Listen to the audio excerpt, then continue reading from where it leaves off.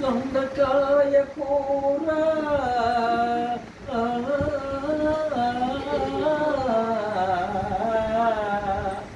బెండకాయ కూర అయింది బంక వలన ఆ కూరలో చింత పులుసు కలిపిన శాశ్వతముగా రుచి కలుగును గదా.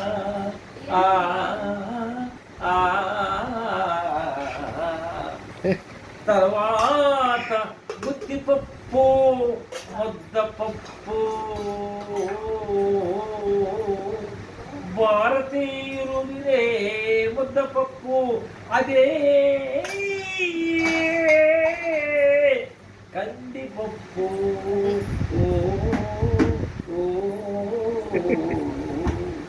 కందిపప్పులో గలదు సాంబారు కందిపప్పులో గలదు రసంబు చింతపండు వచ్చినదే రసంబు ఇవి అన్ని భుజించినదే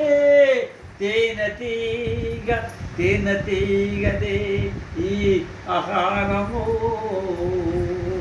ఈ ఆహారమును భుజించిన వాడు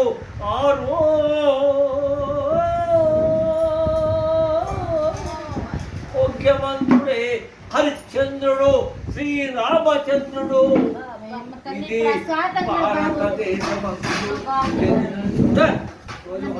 భారతమందు రచించబడే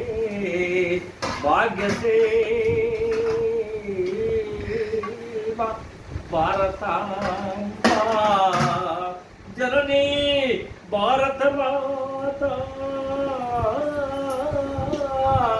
ఇదే భారతదేశము బ్రిటిషు నుంచి గొప్ప చెప్పిన దినమే రిపబ్లిక్ డే.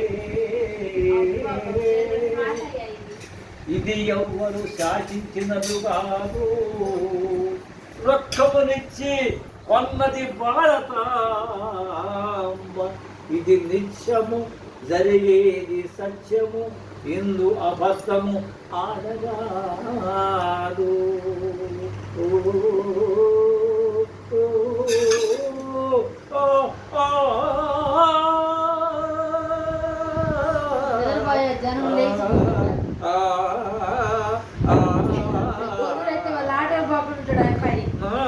ఇల్లాలను ఇంటిని కుటుంబము తలసిన వాడు మనిషి కాదు. పరప్రజలను పరలను మోసము చేయక బ్రతికిన వాడే మనిషి. హ్యాపీ